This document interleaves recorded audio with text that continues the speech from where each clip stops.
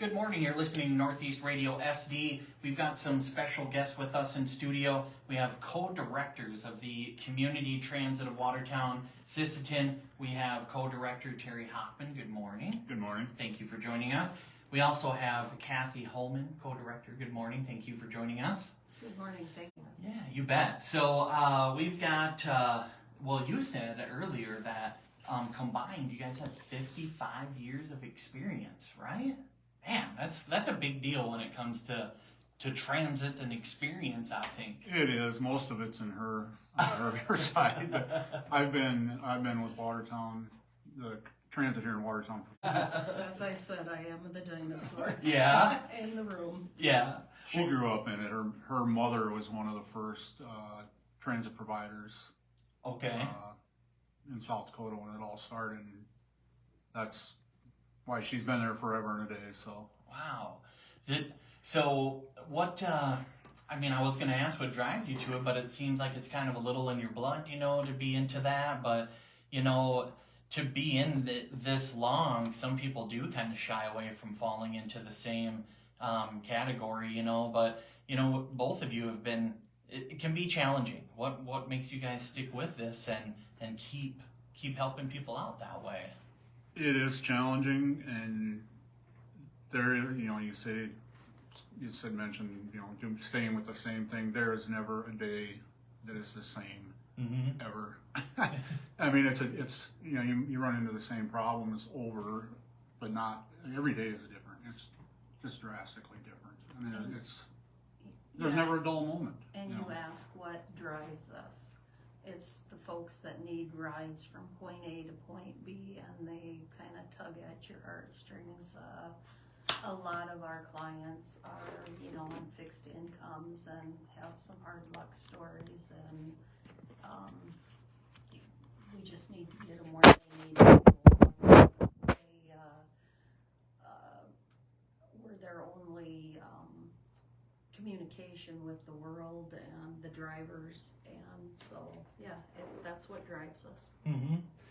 It is a unique way that you guys kind of care for a community. I think there's a lot of there's kids that ride it, there's veterans, there's there's challenges that people have to deal with daily, physically. I mean, it's just all different capacities you guys deal with.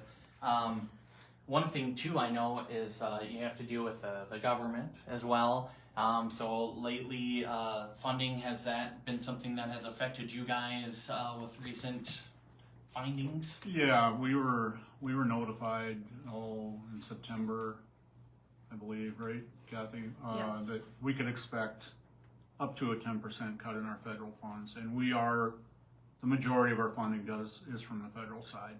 Well, when it finally came down, we were cut roughly 8%, or $106,000. Wow. Which, that's a huge chunk, and has made for many sleepless nights since, and trying to decide how to combat that, and we've made our choices, and we'll see how it shakes out. What does that kind of look like for the future to you guys? I know you've got off air, you had mentioned you have 69 vehicles and 89 employees, is that right? 85 employees and 69 vehicles at the moment. Okay. I know there's a few more people that we are looking at. We also have some more vehicles coming. One thing people need to understand, maybe you should go into this, she's more of the financial side, but there's different pots of money, even though we got cut. That dollars that we were cut on is on the operating side. I mean, that's operations. There's different pots of money for capital purchases, training. We still are we do a lot of training, but each one is a different pot of money. So go ahead, you can. The federal dollars for operating funds, and how that works on the administrative side. Any administrative costs, we are responsible for 20% of that. Federal government kicks in 80%. On the operating side, responsible for 50% of that. Well, 80-some employees, I think there might be maybe 15 that are administrative, if that, and the rest are drivers. And so we have to come up with 50% match to pay their salaries, which that's where contracts, we have Medicaid contracts, we have the Prairie Lakes contract here in Watertown. We contract with nursing homes, schools, wherever we can find that resource. And so that's just a little bit about how our funds work. To purchase vehicles or expand buildings or new building projects, those are called 5339 funds.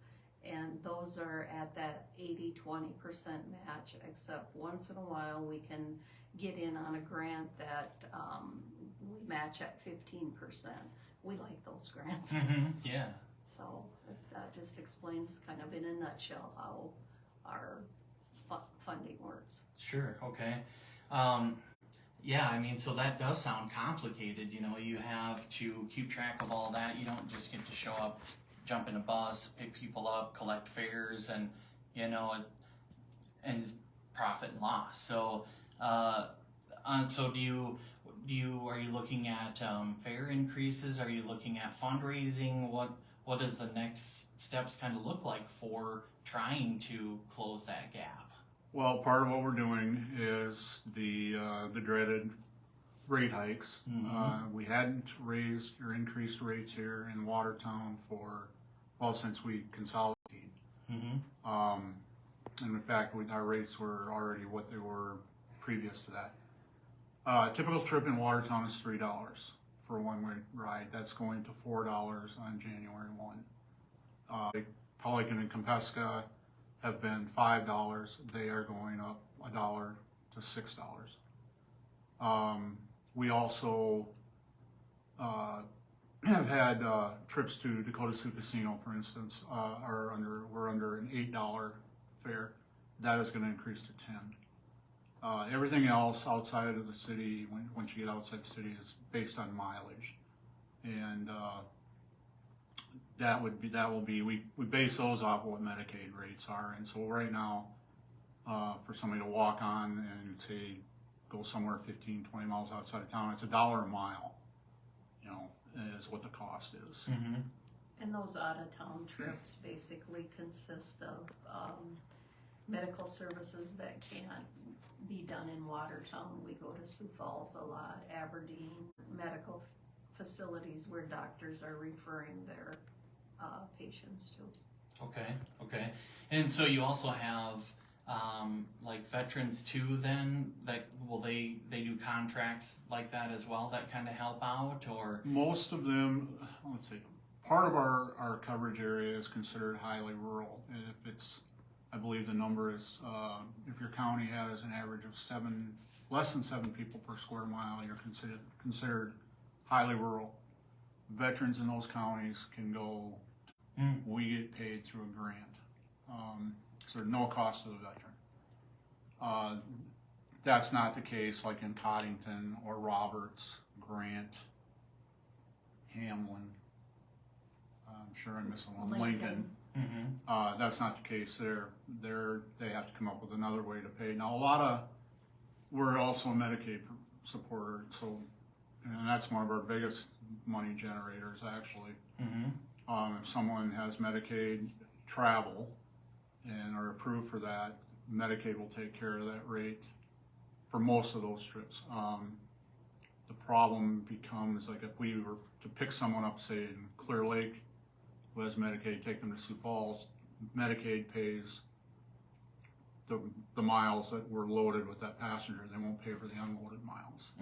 And that's something where we have to say, well, here, okay, we'll do this trip, this much is paid for, we need to collect for the unloaded miles too.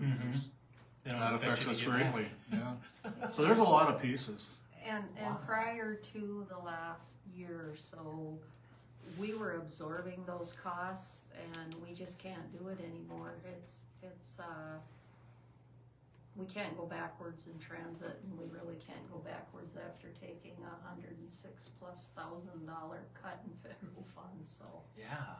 That's outrageous. It seems. I mean, I know there's already a lot of different.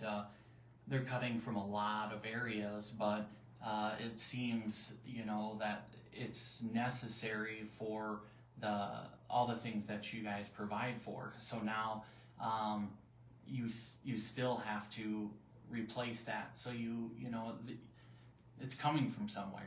It's Right. so it still is affecting people in a sense. So I don't know if they're really helping anyone. And it's public Right. transit was hit across the board. It was all of us. There are 13 providers in the state, and we're all in the same boat. And last week we wrote letters or made calls, sent emails, whatever, to all our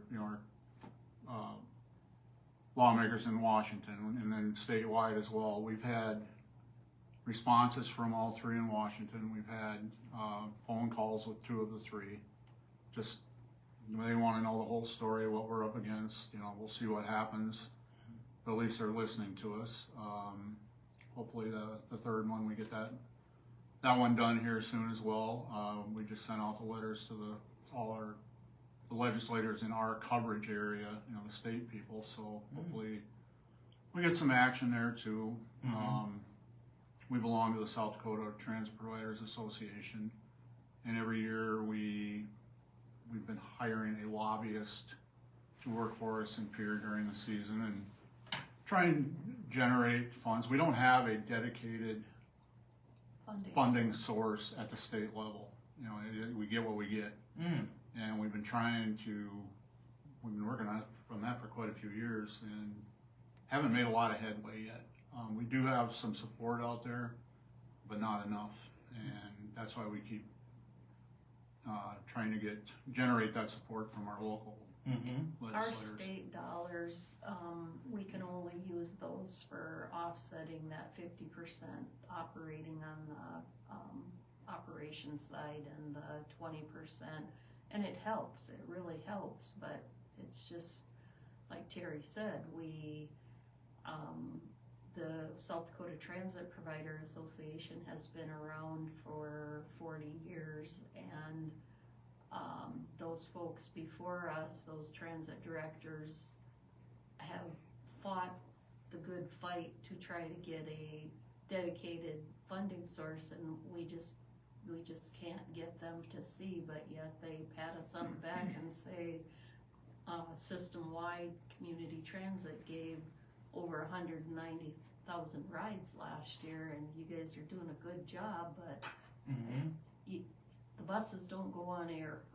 Yeah, and some of them have even changed technologies. We've gotten like propane ones recently too, and I mean that's got to kind of change how you maintain them, and mechanics and all sorts of things too. I mean, I don't know if people think of that even. We have a couple of propane powered vehicles in our fleet. Mix about the hybrids. Yeah, that we were awarded. You might have seen that in the news, stuff that comes across from the FTA. We were awarded 3 hybrid vehicles, SUVs, gas, electric. We don't have any of the paperwork on it yet or anything. We'll have to procure that, the vehicles. It'll be a while before they're here, but it's kind of exciting. We had shied away from anything with electric tag to it because we're not sure how it'll work out here, but we're kind of going to be the pioneer on these in South Dakota anyway. We're going to give it a shot and see how it works. And these vehicles don't require to be plugged in, so that was what the selling point for us was. They charge when the vehicle goes 55 miles an hour or more, and then when you drop down to 35, then they switch over to electric. So we are very excited about this, and hopefully it's a good move on our part. Wow, okay. So it sounds almost like a mixture of old technology and new, like an alternator, but it is, and here we start talking about new vehicles when we're talking about rate hikes, but again, totally separate pots. funding sources, so Yeah, that's probably the government wanting you to be more energy efficient, it is. right? It Go is. green and that kind of thing, right? Yep. Yeah, and this was, the grant was a low, no emissions grant, and this was one of those 15% match ones, so these vehicles are not gonna cost our agency a lot of money, Mhm. so. Yeah, so you don't do it and you buy a gas or a propane at way more money. Right. And just not, you know, it seems logical to do it this way, so, yeah, Well, definitely. we'll see if it was a good decision or not. Well, if not, you can blame it on the government, I There you guess. Is there anything else you guys want to cover too? Because I know you have so much going on with the newsletter was packed full, but the rate thing's a big deal. But also, ridership's going well, or do you need cover anything on that too? Our ridership locally here went up again. It went up in many of our locations. We also had some that went backwards for various reasons. We ended up with, it was an increase in ridership. We were still over 190,000. Locally here in Watertown, we went up 3,000 more rides. So now it's 16,000 in 2 years, like I say, and then we go backwards in the funding. I don't remember what Sisseton, I think you guys had an increase so too, did you not, in ridership? Yeah, I think it was Pretty sizable. I think. 4,000 or Yeah. 5,000 Wow. over the year FY25. I'd also like to say that we don't just put our drivers behind the wheel, they have to be trained because of the federal dollars. They have to get certified in passenger assistance training. They have to have basic CPR. So they're put through kind of the mill to make sure that they're giving those safe rides. You know, just walk in Defensive and driving. throw them the keys. Huh? No. No, not a chance.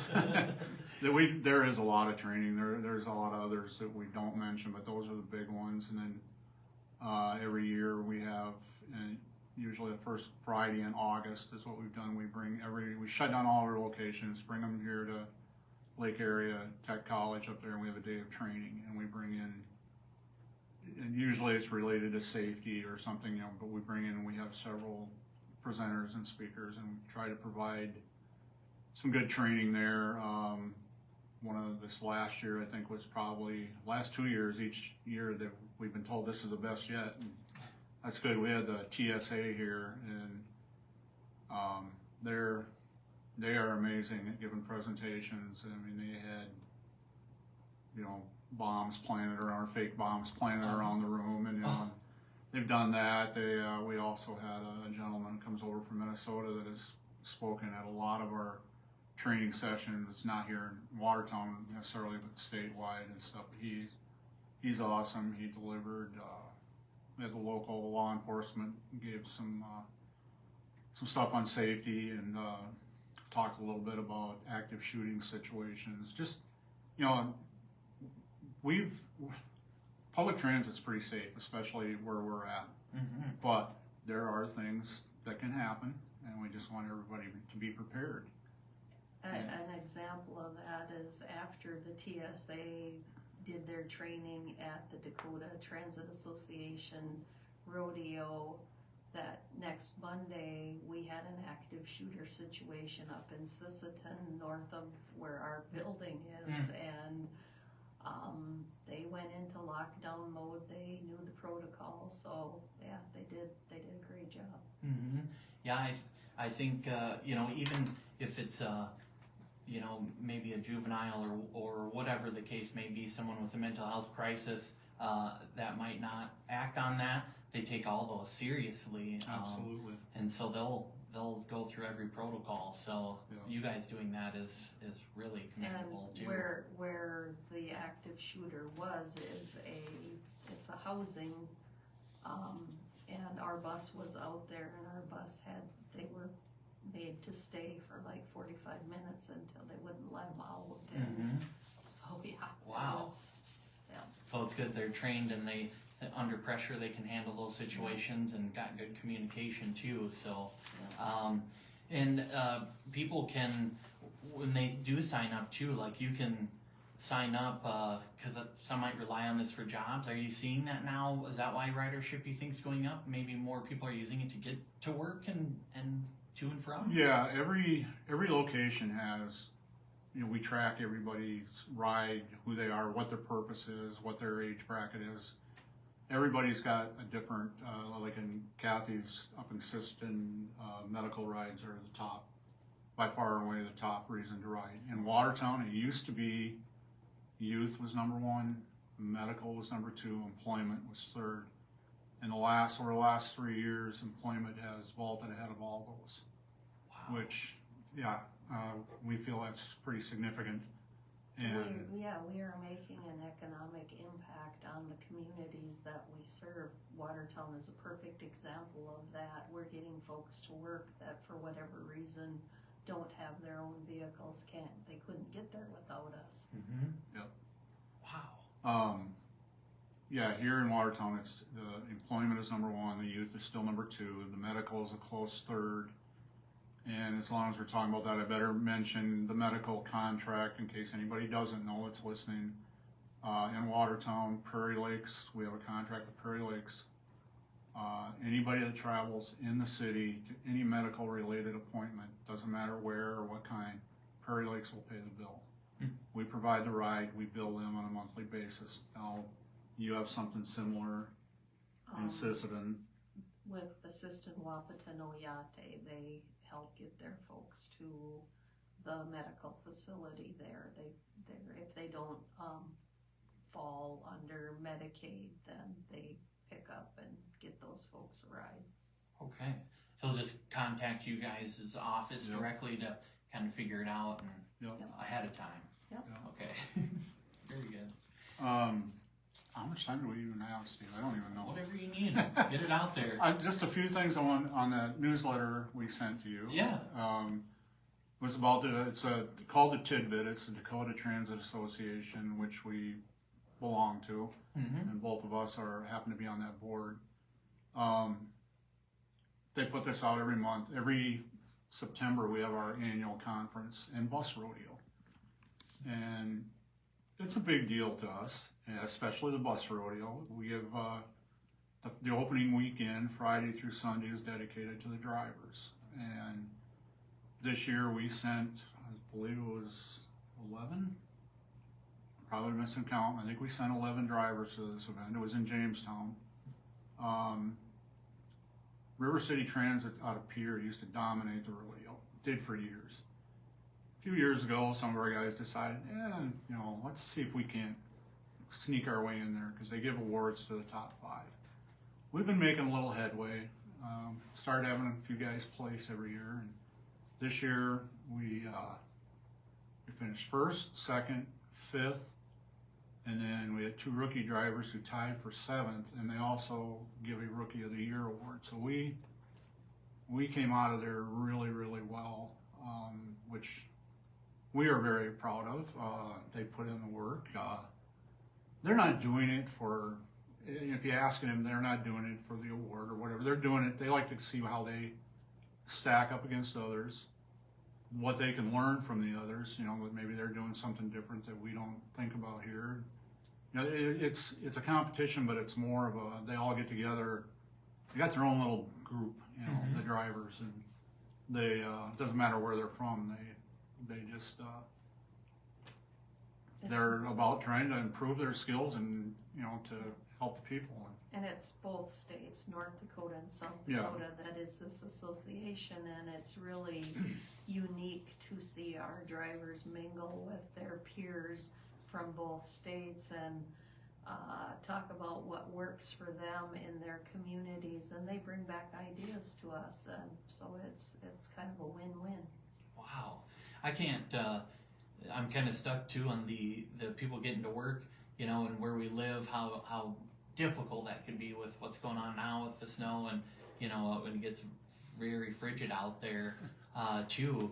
But so when you do that, you'll pick people right up from their home too. Yep. Like they don't have to go to bus stops and things like that either. For people that don't know, you'll go right to their home, take them to their work. Right? Yeah. Our service is demand response, door to door. Yep. Although in Watertown you have to call the day before because they have an active taxi, several, and we can't compete with So. Sure. That helps with the funding too, right? Yeah. So. Quick little thing about this morning with the weather. Had a call yesterday afternoon. A lady just moved here from California. Her and her father. He's 90 some years old. He had a doctor's appointment today. She has never driven in snow. She was terrified about how she was going to make this happen. So we talked her through it, told her what we would do, and I drew the straw to go out and get them this morning, and got there and just loaded with questions, and it was just fun listening and watching, you know, and she couldn't believe the things that we were doing for them. And it's like, well, this is what we do for everybody every day, but it's not what she was used to from, I forget where she was from, somewhere in the Los Angeles area, but yeah, they were pretty impressed, and I got her to where they were going, and then she was worried about how they're going to get home at 11 o'clock, and I said, it's just snow, it's not going to, not to worry, you know, you just call the number, we'll be there to get you as soon as we can, and we'll get you home, you know. And her dad, he was just sitting back there smiling. He's been through snow, he knew what to expect. Yeah. She had never seen it, so. Wow, just wait till she sees the wind pick up and Well, there's a blizzard. Yeah. I don't want to scare her too bad, but I told her, it gets much worse than this. Yeah. It's not even cold yet. Yeah. Wow. Well, Cathy, anything you want to say from up north there yet that you forgot about, or give any shout outs, or? Not specifically to up in Sisseton area, but we are a nonprofit, and we're always looking for resources to offset our matching funds, and we will continue to do so, and we're gonna keep providing the same great service that we are known for, and move forward. Very good. Anything else from you? No, not really. Just, you know, we've got a lot of great partners out there, and I am just going to throw a shout out to the Community Foundation. Without them, we wouldn't get as much done as we do around town here, and they're awesome. You know, Prairie Lakes, we've had that contract, and we're in our 9th year. That's awesome. Just a lot of good partners, not just here, all across the board. You know, like the one she mentioned in Sisseton. Valley Queen Cheese up in Millbank is another great source for us. Yeah. And we do, we're always looking for those resources, finding foundations that, you know, serve nonprofits, and we're forever writing grants, and hopefully we're successful. Sometimes we're not, sometimes we are. So yeah, I know those are a chore sometimes too. Yeah, they are. They're time consuming, and you've got to make sure that they're filled out to the T, and otherwise they get pitched. Exactly. Well, you guys do great work for the community, and especially hearing those numbers of the people trying to get to work. I mean, that's the backbone of any community, is your economy, I guess. You know, you've got to have that rolling around, and you're taking care of the people that need the most help, and appreciate that. So you guys do a Facebook, and you guys also have websites. You do a good job keeping up with those. We try to. Yeah, no, I think you do pretty good. Do you have your own local newsletter too? Can they subscribe to anything like that? We have an in-house newsletter that one of our Quarterly. quarterly, one of our employees puts it together, but a lot of people contribute to it, you know. And some of the same stuff that you saw in the DTA newsletter will be in that one, plus others. But yeah, it's one of our big drawbacks over the years has been communications within, and that's just one of the things we started a year or two ago to try and improve that. That's something we'll probably be working on long after we're gone. It's just well, it seems like it's working good, and I think that's good information.